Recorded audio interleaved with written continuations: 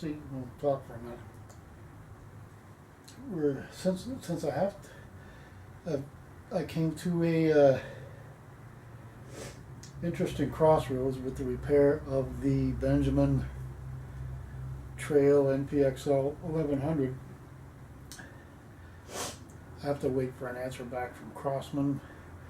Having some interesting problems with two different finishes they used on different metal parts of the rifle.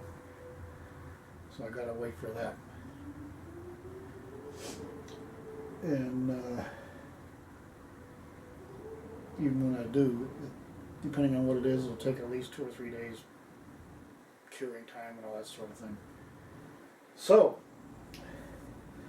I'm going to get back to the partial restoration and modification of my 760 Power Master Variant 1 here.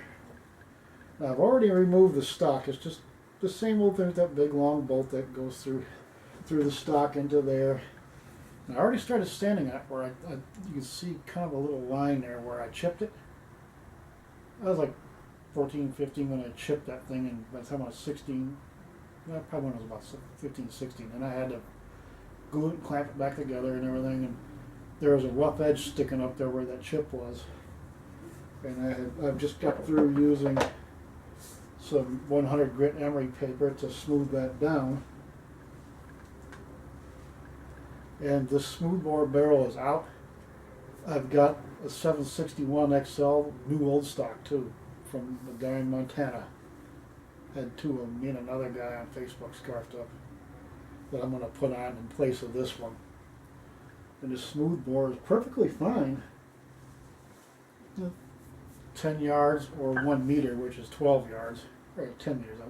10 yards or 10 meters. 10 meters is equal to 12 yards. So I put the rifle barrel on there, and then the 2.5 inch AR-15 Picatinny mounts, which are beveled on the ends, and they'll fit. They'll look like they belong where I put them, right here and right here.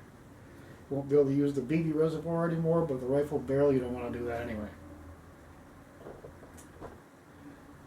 And hopefully with some good pellets, Gamma Platinums or the German pellets, the 760D Pump Master from '98, which is 30 years newer than this one, happens to like the 7.5 grain H&N Sniper Light. I carved a star and a bullseye at 10 yards with that thing.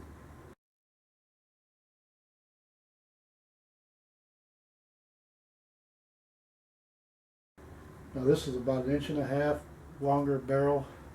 They're both rifled. But we'll see what this one will do with that Simmons 4x12, 4x32 scope. I'm starting to like the single power scopes, even at like say 32 or 40, and just be like for instance for the 160 Pell gun, the CO2 rifle, a 6 power scope would actually be better for that one. 6 or 8 power. Things like that, but the 4x32 center point or Simmons, even a bar scope would be great on this one. Because with single, how's that going in? The more expensive scopes are single focal plane, and the reticle changes size with the focus, so it stays 0 wherever you zero it, so that you're all good. These cheaper ones we use, dual focal plane, you don't have that luxury. So actually, just having if you have a 12 power scope with the cheaper ones we use, like the hammers, which are good by the way, even though they don't cost a couple $100 like the single focal plane do. You change the focus, you change the 0. Period. End of sentence.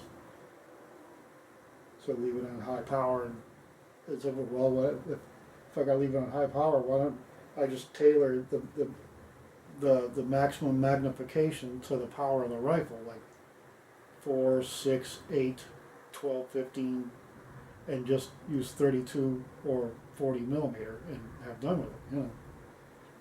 And the Simmons, even though it's only a 4x32, unlike the center point, is not only cheaper in a blister pack at Walmart. Yes, I said a blister pack scope, y'all. Joe, are you listening? Hello. It's got a 1-inch tube, and we had a pretty clear night the last month or two, and I have it mounted on the 760D, and it's got a 1-inch tube. And folks, I'm gonna tell you, with moonlight, I could plainly see across the street. If there's a coon by the corner of the guy's fence that meets the beach where it meets the back of his house, would have been standing up right there, I would have seen it plainly to make an easy shot out of it. Just as an example. They may only be $29.97, but boy, that Simmons 4x32 22 mag scope is nice. That 1-inch tube seems to make more difference than the objective bell diameter, which helps too. You know, can't deny that, right? But the Simmons 4x32 is an amazing scope with the 1-inch tube. Now if it just had a mil-dot reticle. Can't have everything for $30, folks. But anyway, without further ado, let's get to it. And here I show the large screwdriver I had to use to get the stock bolt out in that hole there where it goes up into the back of the action. And here's the bolt sticking through, just to give you an idea of that. In its relative position. So you have to watch where you're grinding and sanding and stuff. Overall view here, you can see the flames in it. I'm starting, after sanding it down, I'm starting to think it is a piece of flame maple. And there's where last 16, I knocked a rabbit a noggin and chipped it. Chip goes right across the bolt hole there too. It was not a good place to break it. I used 100 grain sandpaper to sand it down. You can see the maple on the pistol grip there, that where it's got that flame to it. Got the grain lined up real good though. Not bad for a 16-year-old. And you can tell here where I sanded. I'm trying to follow the contours, not change them, by the way. A little closer in shot, and the grain lines up really good. So that was nice. I just got to get it sanded down and get some of that stain out of the crack. Okay, I was sanding where as a teenager I broke this piece out right here and glued it back in, clamped it up and all that, back when I was like 16 maybe. And this was sticking up here as a raw edge, and you could see it in the other videos. Well, I used some 100 grit emery paper here, and if you can see right here,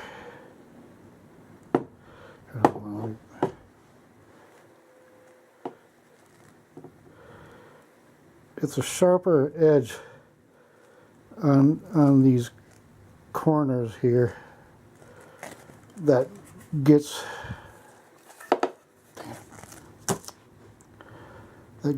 more rounded as you radius it back into the cheek riser section of the buttstock here. A little sharper here, a little less so as you go back, in other words. So you got to try to maintain the curves as you're sanding this chip out here, or at least just sanding the finish off. You can use the butt of your hand there in places like that and just rotate it around as you're working the finish off to maintain the curves that are already there. You're not trying to reshape it, you're just trying to get the finish off, the old finish off. Which, as you can see with these streaks here, was somebody, from what I'm learning, used a piece of burlap. You wrinkle a piece of burlap when you put the second coat of finish on. You could put the flame maple kind of tiger stripes on there. There you go. Now you can kind of see it down in here. So we will try to put that back. I'm trying to find a piece of burlap, because the Brownell's woven patches I have that could simulate that aren't big enough. They're only 1 3/8 inches square. But we'll keep sanding on this. And then, oh, I can't pick that. And then we got the butt plate here. This tang is going to be bent at a right angle, where it'll basically fit right there once I get it skinny, ground down skinnier, and towards the end up here we'll put a chamfered screw hole and all of that stuff. And this will be bent to fit that. I just left it square on that end to leave a little extra material to play with by the time I use extra material of getting it around these compound curves right here. Kind of see that. Yeah, I got the idea from an 1893 Winchester saddle gun butt plate. The lever action is what they used to call saddle gun.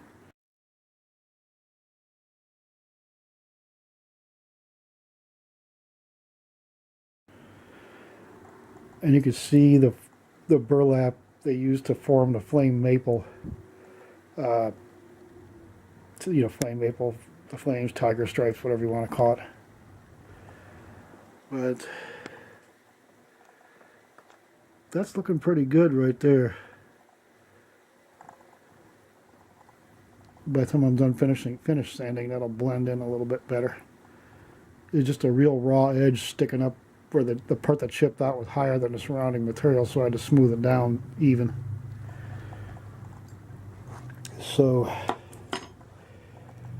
that's where that is right now. We'll just have to finish sanding so I can finish grinding this to shape, get it bent and to shape, so I can inlet the stock right here with a little router, couple little router bits I got for the Dremel to fit over here, and then we'll drill the holes and everything once it's properly fitted, and then polish the metal and glue it up.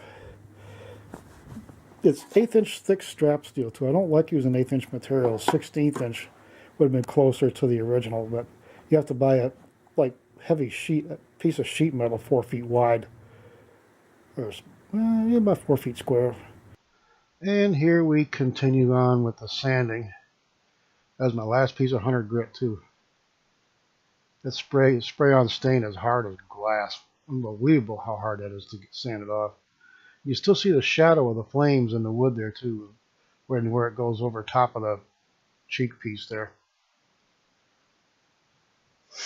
Slowly but surely getting it sanded down and the extra little spots out of there, but leaving the flames. That's not so much stain as just a watermark that goes through the grain at a right angle. That's my considered opinion now. And here we go on the other side. You got to get the camera angle right to really see the flames when you got bare wood. Not a lot of grain structure. Maple is not really heavily grained, but you can see the flames here and some soft spots that you can't really avoid. You never know where they're going to be. A lot of sanding to try to knock down the soft spots, but leave the flames, tiger stripes, whatever you want to call them. That broken area looks pretty good. Look how good that lined up. So that's a bonus. That I lined it up that good when I glued it back together.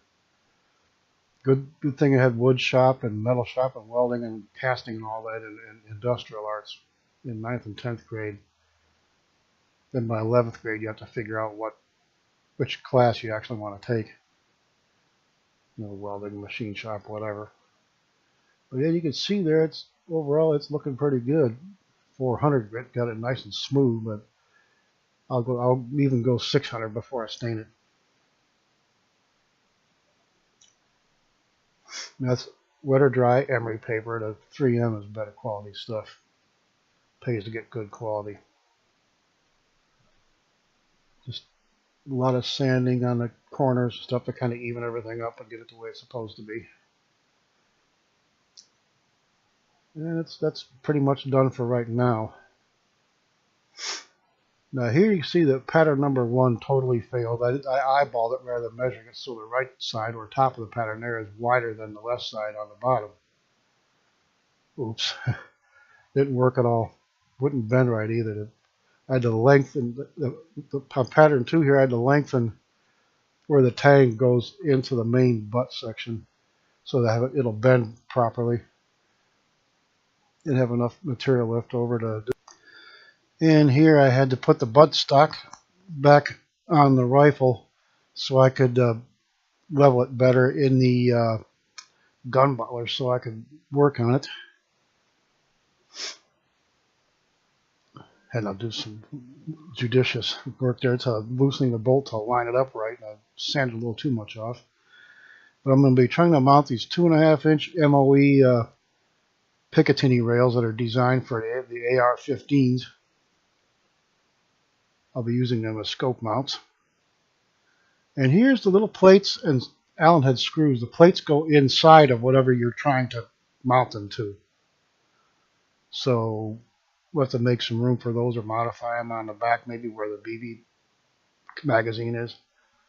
And here's their relative positions with the screw holes facing further back and further forward on the front one, because that bevel right there fits the breech opening a little better than the other end does.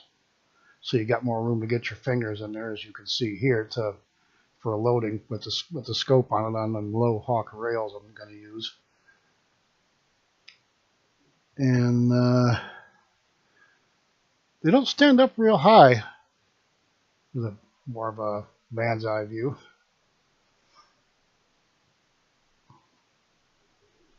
So they should work out pretty good with the low mounts. And I had a brainstorm here with this barrel sleeve material that you use with the 160, 167s. I had some material left, so I can, if the shallower curved side fits the curve on top of the receiver beautifully. So I'll use these as mounts for the Picatinny rails. I just have to cut the back ones to get a piece to put on the front one to make them fit. And this is the shallower, I mean, this is the steeper curve that fits against the barrel here, which after grinding it down, you can see the center is pretty thin anyway, so you can't grind a lot off.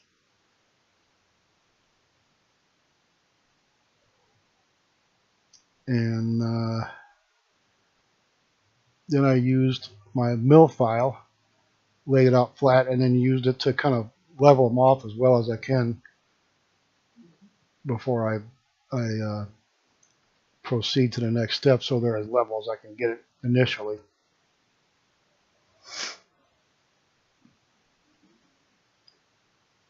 And here is where I marked it to length with my Sharpie, and used the number 1 X-Acto there to cut the little piece off the end of the big one and put it on the short one with some packing tape. Really sticky stuff, so that ought to work real well. And here they are with the rail they'll be used on. One on the right goes on the front. And I've got them taped in place to show, so I can set them up and show their relative position and height and everything. That adds about 3/32 of an inch to the height. And I'll be using my drill here to drill the holes through, all the way through. And 5/32 bit there was as close as I could get to the diameter of the screws, which is really close. And here they are drilled. Drilled from the other side, so you know where to put the drill and everything. Fit the opening really nice. And here I'm marking the end of the bolt probe with the calligraphy end of the Sharpie, so it shows how far it goes in, so I can have a better idea of where to put the seal.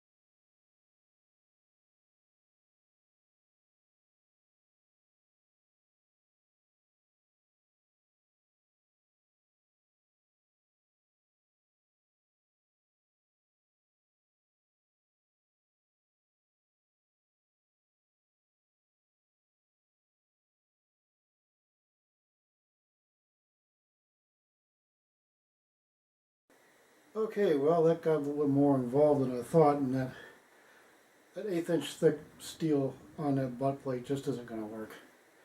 I couldn't get the bend in the right place or nothing.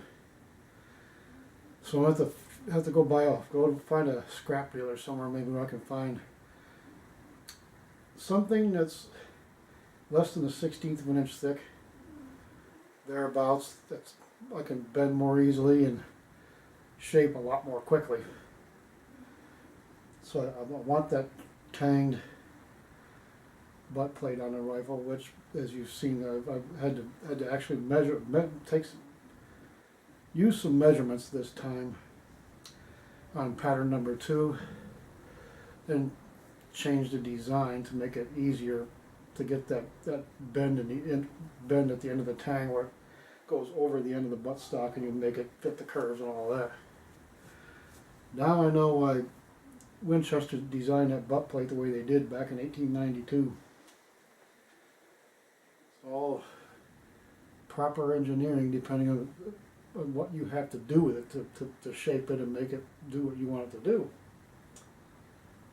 And as you can see, parts bag's getting a lot fuller.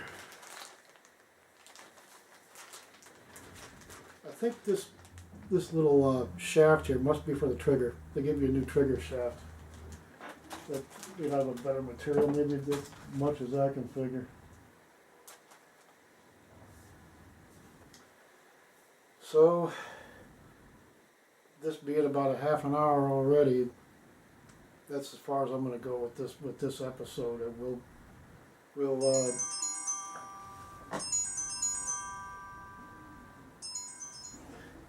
put a bolt in the phone if Allied Waste doesn't keep bothering me and all the predators.